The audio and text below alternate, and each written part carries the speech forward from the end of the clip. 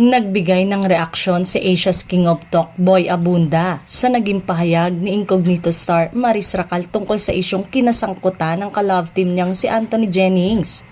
Sa latest episode ng Fast Talk, tila nakitaan ni Boy ng butas ang isang bahagi ng pahayag ni Maris na sinasabing hindi umano nito alam na karelasyon pa rin ni Anthony si Jam Villanueva.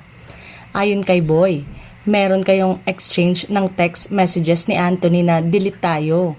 Can you delete screenshot and messages? Sagot ni Anthony, alam mo hindi pa naman ako nagdi-delete pero gets mo kung bakit kailangan nating mag-delete?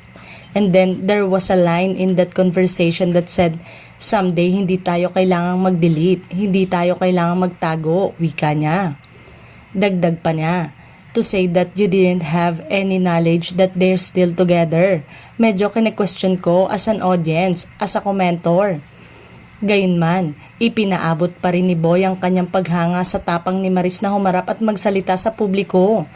Samantala, ilang oras matapos ilahad ni Maris ang kanyang panig, sumunod namang lumantad si Anthony upang humingi ng tawad sa mga naapektuhan.